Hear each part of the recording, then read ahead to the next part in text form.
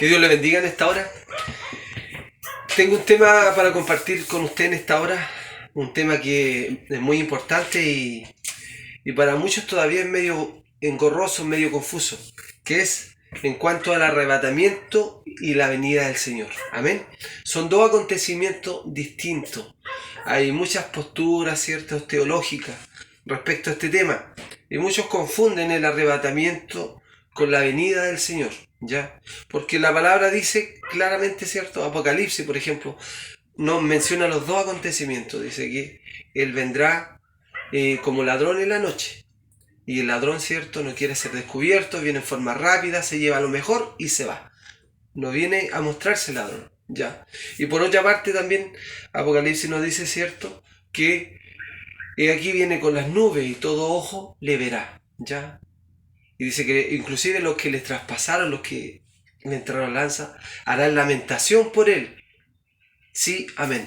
Entonces estos dos acontecimientos, tanto el arrebatamiento, que es algo rápido, dice que Pablo dice, seremos arrebatados en un abrir y cerrar de ojos, será algo muy rápido, ¿ya? Y la venida del Señor, que será visible, pública, donde todo ojo le verá. Inclusive, como acabo de mencionar, aquellos que le asesinaron al Señor en su momento. Amén. Entonces, vamos a partir en 1 Tesalonicenses, capítulo 4, en el versículo del 13 al 18. Dice, tampoco queremos, hermanos, que ignoren acerca de los que duermen. Está hablando de los que fallecieron. Para que no se entristezca como los otros que no tienen esperanza. ¿Quiénes son esos otros? El mundo. El mundo no tiene esperanza. Su esperanza dura hasta que se le acaben sus recursos, ¿cierto? Hasta que su corazón deje de latir. Hasta ahí llega su esperanza. Pero nuestra esperanza, ¿cierto?, está más allá de esta vida temporal, ¿ya? Disculpe los ruidos de los vecinos canes, ¿ya? Una música de fondo, ya dice, para los... No se entristezcan como los otros que no tienen esperanza, porque si creemos que Jesús murió y resucitó, así también traerá Dios con Jesús a los que durmieron en él. Qué importante vivir y morir en Cristo, dormir en él, dice la palabra. Por lo cual os decimos esto en palabra del Señor, es decir, palabra de Jesús, que nosotros que vivimos, que habremos quedado hasta la venida del Señor, no precederemos a los que durmieron, es decir, no nos vamos a ir adelante. Porque el Señor mismo, con voz de mando, con voz de arcángel y con trompeta de Dios, descenderá del cielo. Y los muertos en Cristo resucitarán primero. ¿Ya? Jesús descenderá, ¿cierto? Y los muertos en Cristo resucitarán. Luego nosotros, es decir, los que estemos vivos latiendo el corazón, luego nosotros, los que vivimos, los que hayamos quedado, seremos arrebatados juntamente con ellos en las nubes para recibir al Señor en el aire, y así estaremos siempre con el Señor. Por tanto, alentados unos a otros con estas palabras. Alentémonos, hermanos. Cristo viene. Dice que los muertos en Cristo serán resucitados y seremos, ¿cierto?, todos arrebatados. Pero no seremos arrebatados en las nubes para después descender a la tierra. No, seremos arrebatados hacia arriba, hacia la nueva Jerusalén. Amén. Y ese, dice, el arrebatamiento sucede en las nubes, ¿ya? Y, sin embargo, la venida del Señor sucede en la tierra, ¿ya? Le acabo de mencionar el texto del arrebatamiento en las nubes. Ahora vamos a ver en Zacarías capítulo 14, cuando Jesús venga, ¿cierto? Y todo ojo le verá. Esa venida visible en la tierra, ¿ya? Zacarías capítulo 14, versículo 3 y 4, donde dice, después saldrá Jehová. Ese Jehová es Jesucristo. Los que hemos estudiado la palabra sabemos que en el antiguo pacto también se menciona Jehová, se le menciona al Mesías, a Jesucristo. Después saldrá Jehová y peleará con aquellas naciones, como peleó en el día de la batalla. Está hablando de Jesús. Y se afirmarán sus pies en aquel día. Cuando habla de aquel día, está hablando del día final, del tiempo final, dice. Y se afirmarán sus pies en aquel día sobre el monte de los olivos, que está enfrente de Jerusalén al oriente. Y el monte de los olivos se partirá por en medio, hacia el oriente y hacia el occidente, haciendo un valle muy grande. y la mitad del monte se apartará hacia el norte y la otra mitad hacia el sur. Amén.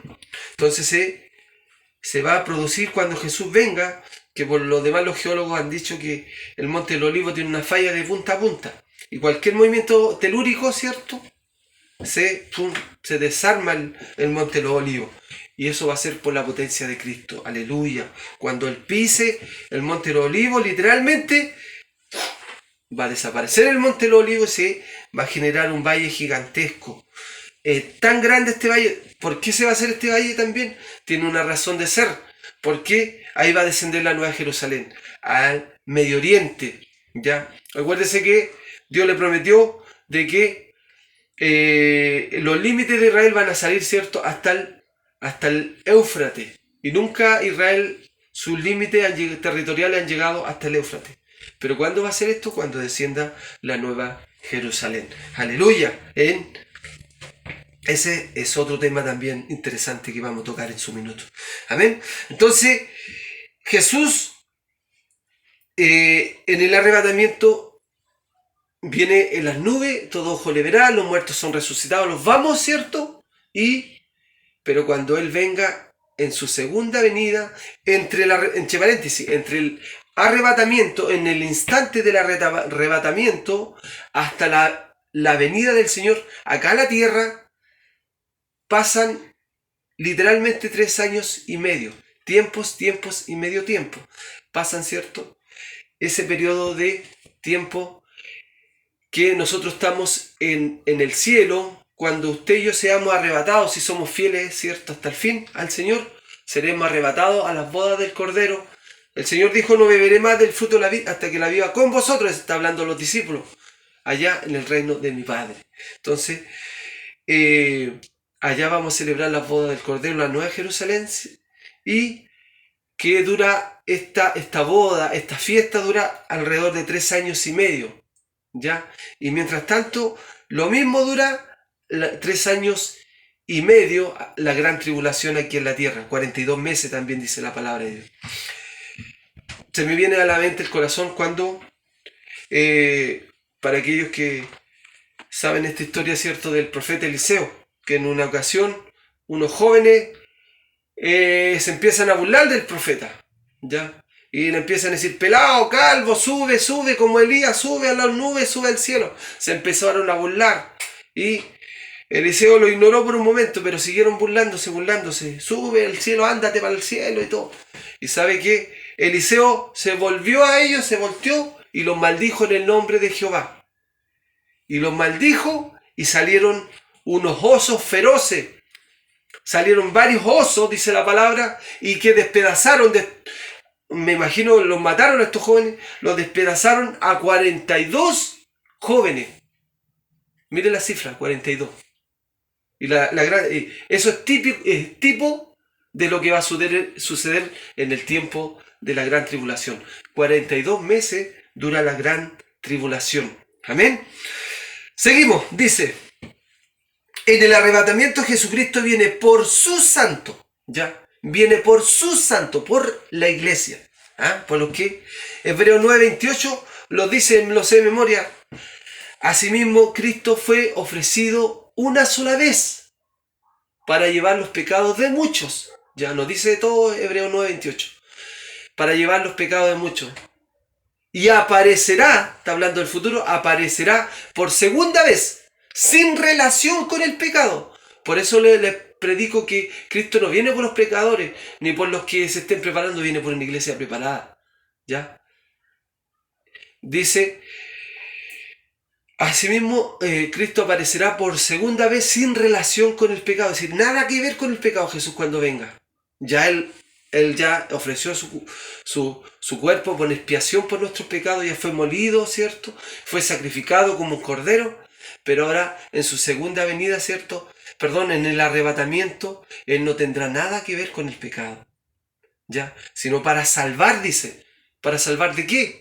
De la gran tribulación, por supuesto. Y salvar, ¿cierto?, a los que le esperan. Amén.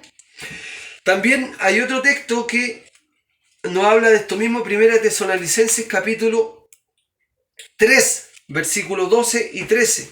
¿Ya? Estamos tocando el punto que en el arrebatamiento Jesucristo viene por sus santos. Dice, y el Señor os haga crecer y abundar en amor. Aquí Pablo le está escribiendo a los santos, le está hablando por medio de carta a los santos de Tesalónica.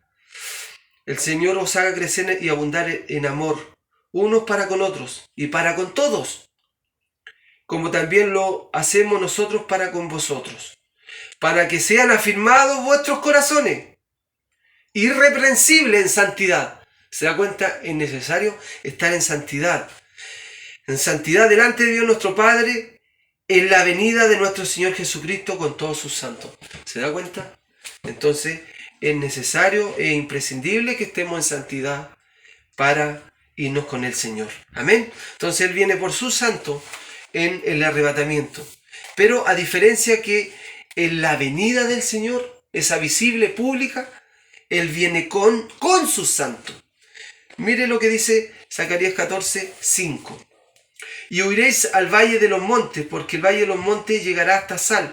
Y huiréis de la manera que huiste por causa del terremoto en los días de Usías, rey de Judá. Y vendrá Jehová. Ya, ese Jehová es Cristo, Jesucristo.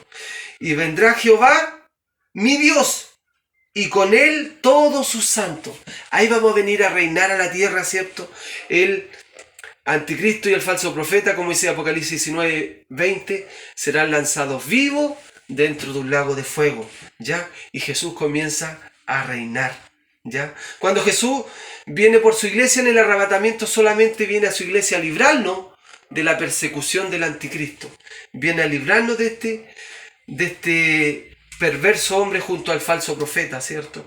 El falso profeta que será un hombre también que tendrá un demonio, un principado demoníaco, y hará señales y prodigios que la gente quedará con la boca abierta, principalmente los gobernantes, ¿ya? Y engañará con esas señales al mundo, y también dirá que el político el anticristo, hay que adorarlo porque dirá que él es el Mesías, ¿ya? Entonces decíamos que Jesús viene en su segunda venida, viene con sus santos.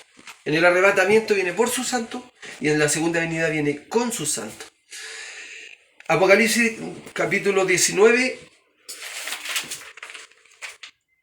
La hermana Rosana Conchera escribió un tema acerca de este jinete del caballo blanco. Apocalipsis capítulo 19, ¿cierto? Versículo de 11 al 15. Entonces vi el cielo abierto y aquí un caballo blanco. El que lo montaba se llamaba Fiel y Verdadero, y con justicia juzga y pelea. Este jinete no es el jinete... Sí, cuando tenga que corta nomás, hijo, después seguimos la segunda parte, ¿ya? Ni un problema. Ya. Entonces vi el cielo abierto y aquí un caballo blanco, y el que lo montaba se llamaba Fiel y Verdadero, con justicia juzga y pelea. Decía que este jinete no es el mismo de Apocalipsis 6, porque el de Apocalipsis 6 muchos dicen que es el anticristo. Yo en lo personal respeto esa postura, por supuesto, por cierto, y tiene muchas características, pero para mí el Apocalipsis 6, ese jinete de caballo blanco es el papado, ¿ya? No el papa, el papado, esa autoridad que inviste a ese religioso, el papado, ¿ya? Que para mí los jinetes ya están cabalgando, ¿ya? Que ese es otro tema también. No que van acá, porque cuando Jesús asciende a los cielos, lo primero que Jesús hace, se le adora, ¿cierto? Y después él toma el libro de los sellos, ¿ya? Y eso es cuando Jesús asciende a los cielos.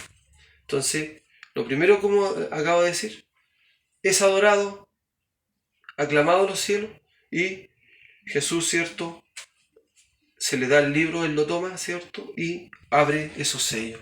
Y ese jinete que sale ahí, a mi parecer, es el papado que está gobernando. Porque el anticristo, Apocalipsis 13 claramente lo muestra, ¿ya?